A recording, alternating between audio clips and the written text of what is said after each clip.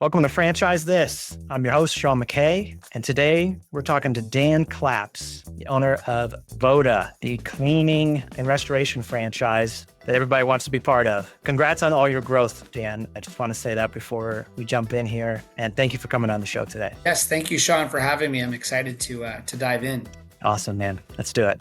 The backbone for every one of our interviews here is to start by talking about your story, how you got here, and I know it's wide and you have a lot to talk about how you got into franchising. It wasn't the most traditional way either. If you could bring our audience up to speed here about how you got into the business, how you got into Voda, and how you got into franchising in general, I think everybody would be excited to hear it. Sure. Yeah, like most in franchising, most don't grow up saying someday I'll be in the franchise industry. I stumbled upon it through my journey. Got the entrepreneurial bug pretty young. I actually like to joke my mom caught the entrepreneurial bug when I was in the womb and she transferred it to me. I was pretty much born entrepreneurial. I was the kid with, a lemonade stand. I sold lacrosse balls to teammates in high school. When I got to college, I had a staffing and recruiting kind of side business that turned into a business. Really never took that normal kind of corporate traditional route, just was always a business owner. But in my early 20s, I discovered franchising because everything I had done in my business in college was not scalable. I was the business, I was all the systems. I didn't hire people that really could scale with me. And I hit a ceiling, right? You can only go so far when you're doing everything yourself. And so in my early 20s, my dad actually said, why don't you explore franchises? They're all about systems. And so in 2014, I got involved with my first franchise and really haven't ever looked back since. Wow, man, it sounds like you got started at a really young age. Most people don't learn the lesson that they can't be their entire business. Like it's not a scalable option. They learn that much later in life. It sounds like you got a hold of that early. Did your dad have experience in franchising or? No, he just knew that they were all about systems and processes. And when I was in high school for a little bit, I sold Kirby vacuum cleaners door to door, which I definitely recommend anyone young to learn sales door to door. It's a skill that you can never really lose. But I started looking at home service opportunities back in 2014 because I knew in home services, if you could build a better mousetrap, a better marketing and customer service experience, you can win. It's a low barrier of entry. But at that time, I didn't really have enough capital to do a home service franchise. So I found this franchise called Murphy Business and Financial. That's where I originally joined. They're a business brokerage franchise. Started in the 80s, a pretty mature system. They had about 300 locations. So it gave me a really unique lens being part of a franchise system first on the franchisee side before later in life becoming now a franchisor. Yeah. So, and then your journey into becoming the franchise wasn't overnight either though, right? You had kind of a lead up to that. Yeah, I would say we're an overnight success, 10 years in the making. With my time with Murphy, I did that for about 2 years. And in 2016, I realized I was kind of still making the same mistake, Sean. I was still not really scaling a business. If I didn't answer the phone, I didn't make money. I was the business. And so in 2016, I really wanted to scale something that could run without being in the day to day. And at that same time, I realized that lead generation was really my specialty and everything I had done prior. So in 2016, I started a lead generation company called Career Transition Leads in the franchise space.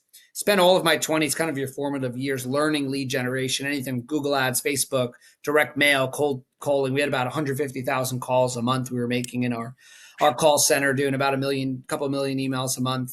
Really Wow. learned lead generation. And then in 2022, that business was acquired by private equity, which really gave me kind of the startup capital to go and do what we're doing today now with Voda. Yeah. Franchising isn't cheap. We've heard that before. And with Voda, was that your creation or? No, what happened was after that exit, I started looking at what to do next. Fell in love with the home services industry. As I mentioned, I liked it earlier as well. Fell in love with restoration. Our business, what we do is we go into homes or businesses when they have a water event, mold, a fire. We go and we basically make the property good as new. And so I fell in love with restoration for a few reasons that I can tell you. But what we did first was I built a leadership team of all franchise professionals, executives that have been successful in franchising as well as in home services. Then we went into exploring restoration. Met this incredible founder out of Northern Virginia. His name is Dragon. He's still a partner in the business today. His story is really remarkable. He moved from Serbia in 2004, didn't speak any English. He was a lifeguard, then a Wow. security guard. Yeah. And started cleaning carpets, watching YouTube videos, and eventually built an incredible business before we met. That's really cool. And then, so you turned that into a franchise after how many years? Yeah, what happened was they were 15 years in the business. I met Dragon in October of 2022. We started talking, doing due diligence, and we made an acquisition of the original brand in Northern Virginia, one location in February of 2023. They just had incredible systems and processes and culture. And if you ever seen the movie The Founder with Michael Keaton that plays Ray Kroc, Oh, definitely. Yeah. that was me. I went to dinner with Dragon. The next day I was outside his door saying, "We got to franchise this," like a crazy person. Luckily, he had that dream as well. So we started franchising. We went through a rebrand in March of 2023, and then we started franchising in April of 2023. Wow. How many units are you guys at now? I'll first tell you the story because I think it's interesting. I always say business can take off quickly and then have struggling times. You can struggle and then take off. You don't really know. When we launched in April of 2023, I was fairly confident we would be pretty successful given my roots in the lead generation space and in franchising. Couldn't have been more wrong. So I had put more capital than I should have into the business, personally guaranteed houses. It was all in. I remember an All insurance, in. like I remember like a nurse had to come to my house to take my blood pressures for the life insurance policy that the bank would get paid back if God forbid I died. And so I was all in, and we launched in April, and quite frankly, no one was interested in our franchise. May and June, the months were passing. Franchises either take off or they don't. It's a lot like a technology product. So we are losing about 70 grand a month back then. And I remember thinking like I should have just put this money in the bank and took a cushy job after that exit. I screwed up my life here. Flew to a conference where franchisors meet. There was a great CEO of a large trampoline system, and he had explained his story. He was a keynote speaker, and he had said they before they were successful, they almost went out of business. And the line that always reminds me that stuck out to me is he had said on stage at that time, he had said to his wife, the difference between us being broke and super broke is pretty much the same. We might as well go all in. So I flew back, told my team, let's double down the investment. And then luck, timing, I'm not sure, but in July 2nd, we awarded our first franchise. Now we're currently at about 100 franchise owners in about 30 states. What a heck of a journey. And we see this too with franchisees or with franchisors as well. Like I don't know if it's good timing in the market, a hot topic, a interesting business model, or something else, their network. But sometimes we do this, we market them, we put them out there, and then immediately there's tons of interest, hot interest. And then sometimes they feel like they have a great model, they have high AUVs, and they don't hit the streets as hard as they had hoped. And with you in the lead gen business beforehand too, like you had all that experience going into it.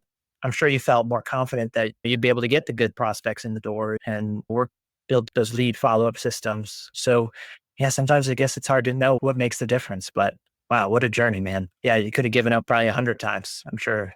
There's one of my favorite investors. His name's Brad Jacobs. He's built several billion-dollar companies. And one of the things he says is if you pick the right industry, that's half the battle and you can afford a few mistakes. We were fortunate to be in an incredible industry. Restoration and cleaning is a growing industry. And eventually people started to realize what we were offering. I think we operationally had built this incredible system, but we just had to get the word out there and communicate it the right way too to prospective franchise owners. And then from there, just continually building the system and investing ahead of the curve into key teammates, leadership, operations, and support, which we continue to do to this day, forward invest into people before we need them. And franchise owners recognize that. People can tell when there's a franchisor behind the helm that's actually invested in them as individuals to help them grow and shepherd them across the finish line. So that's huge for sure. Speaking about that sort of same topic, what though would you say would be one of the biggest mistakes you've made along the way during the process? I wouldn't call it a mistake, but there have been times where, a lot of times as a franchisor, you have to build ahead of the curve, as I just mentioned. Seeing those benefits usually take 12, 16, even 18 months to see, but you start to see it in your, what we do every year in FBR, a franchise business review score.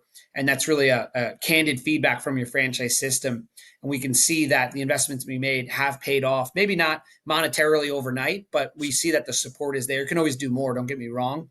But I would say, one of the biggest mistakes, if I were to really pinpoint it, would be, and this is really geared more toward franchisors, but if you're a business owner in general, bringing on a smart finance operator. So we've got at Voda, we had a great operator, great marketing executive, friend dev, whatever the heck I do, legal, everything else was kind of figured out. We didn't have that finance piece. And recently we brought on our CFO, and I can see the difference in not only on the franchisor side, but more importantly, dialing into the unit economics of our franchise owners, treating each location kind of like a store. Like think of same store sales or how brick and mortars are really dialed in, focusing our franchise owners on their profit and loss, teaching them what to know, what's good, what's not good. focus on gross margin. I think if I were to go back, I would have brought that finance teammate on a bit sooner.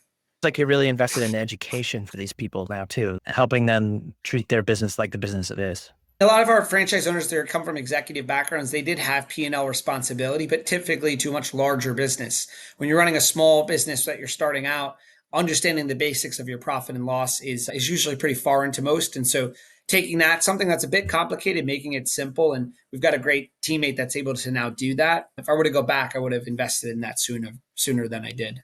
And I think that's a great tip, great advice for a new franchise. Whereas a lot of these people that are just starting out, the franchising space is so new to them and brought with pitfalls and expenses, and man, the legal alone can swallow somebody whole. So to know where the smart places are to put your money ahead of time, I think is really helpful. So in that respect, for somebody who's interested in franchising, maybe hasn't taken the first step yet, or maybe is in the early stages, what's something that you would tell them on how they could maybe skip some of the scars, but learn the lesson? Like, how could they fast track their process a little bit, or avoid those pitfalls that I think a lot of franchisors fall into? Investing in the conferences, there's a great franchise circuit of Springboard in the fall. There's the Mm. IFA franchise conferences. Every industry is different, but the franchise business is its own business, whether you're in brick and mortar or home services like myself. I would invest in attending those conferences. And then one of the things we did do really was brought in my business partner, our co-founder, Zach Nolte. He had run a franchise brand for over 10 years. There's a lot of great suppliers out there, but there's a lot of places you can spend your money early in. So having someone that's been through the different marketing partnerships and vendor relations that can avoid pitfalls. I think bringing on someone that's been a franchisor in some capacity is really helpful, because whatever your business is, whether you're in fitness or education, when you become a franchise business, you're in a completely new vertical, which is supporting franchise owners, which is different than the day-to-day business you're in. Yeah, I mean, you and I met at a franchise conference actually. So yeah, it makes sense. And I think there's so many franchise consultants and they all focus on slightly different things. So I think it's helpful to know which ones should gravitate towards, not necessarily individuals, but like what sort of support do you think somebody entering franchising to franchise their business? What sort of consultant support do you think they should focus on looking for in the beginning? Definitely, you need to work with someone that's going to help you create the proper franchise disclosure document. There's a lot of regulations Oh around yeah. that, operational manuals. I mean, when I think about franchising any business, there's really five things you need to focus on, which is how are you going to generate leads for your franchisees and help them? So, a marketing person is key. Typically, that has experience in your space as well as in franchising. You need an operations person that knows how to speak to franchise owners, because each one of them is going through their own emotional journey. You have to educate someone on a business you know a ton about, they know nothing about, but no matter what will tell you that you're wrong. It's the natural journey of a franchise owner. And so you have to be patient and someone that knows how to communicate that message. And then I think it's really important to have good legal counsel that's ensuring that you're following all the regulations, because it's easy to make mistakes there if you're not educated. Man, yeah, the legal continues to be a topic here. I think we're going to end up getting a couple of attorneys to join us on another episode just to talk about some of that stuff. But because you have so much background in lead gen, I'm curious what you find, and maybe it's unique to your business, maybe not, because I know you also serviced other franchisors for their lead gen. But what do you find today are the best sources for franchise leads? Best and worst. I'll give you both. Yeah, I mean, for us, the first place is franchise consultants. For anyone that doesn't know, there's franchise consultants out there. Their business is helping people get matched to franchise opportunities, similar to how a realtor or a recruiter matches people to jobs or homes. So we first really leveraged relationships with franchise consultants that bought into our mission and vision. As we grew, I think in brick and mortar, it's a bit different. You can have a little bit more organic traffic quicker. People come to your store, they like your cupcakes, they want to buy a franchise. Home service is typically a bit different.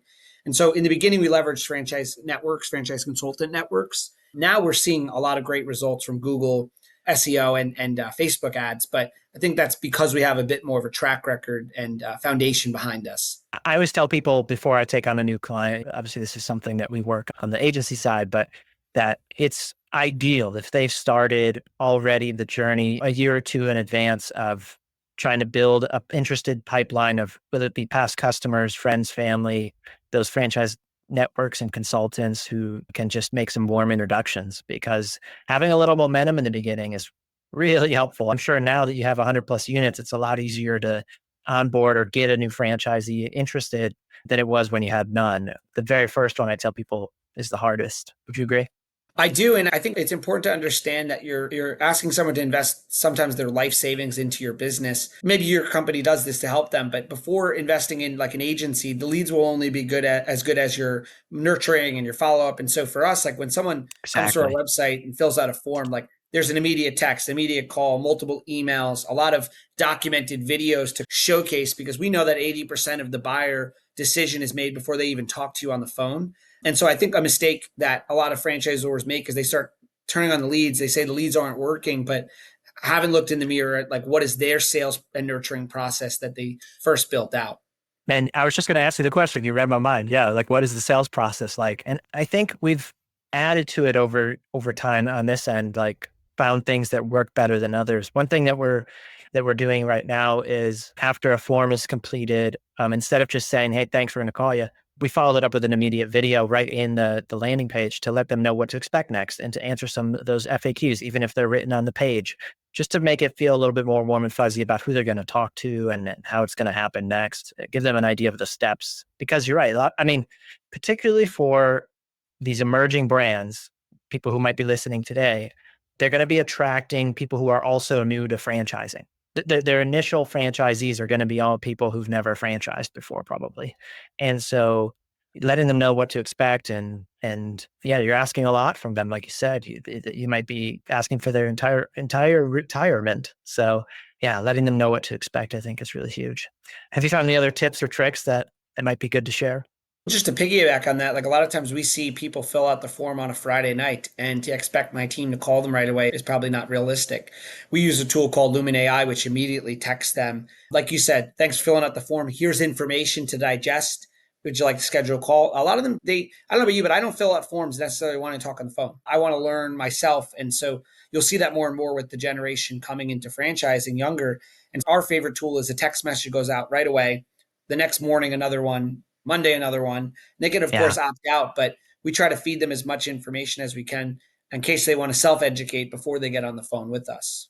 Yeah, it feels like today we gotta really meet people where they are, and they may not be ready to pull the trigger right off the jump, but feeding them with the information and education, I think, is the way to go. Again, you're back to education. It sounds like this is big for you.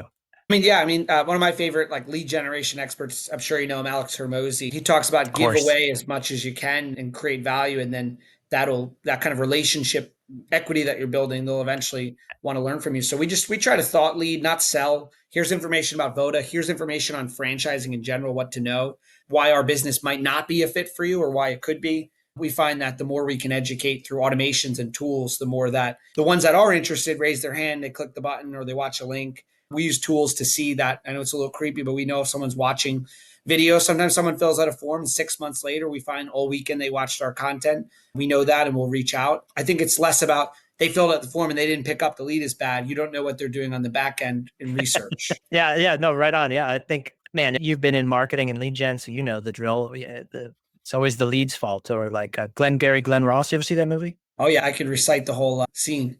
Literally my favorite movie. Most people I talk to have no idea what the heck I'm talking about. But yeah, it's always the leads at fault. But I think there's always another way to look at it. I guess speaking to that, do you have any like hot takes or opinions about franchising you think are counterintuitive or something that maybe goes against what you hear at conferences or you hear other marketers talk about or other franchisors?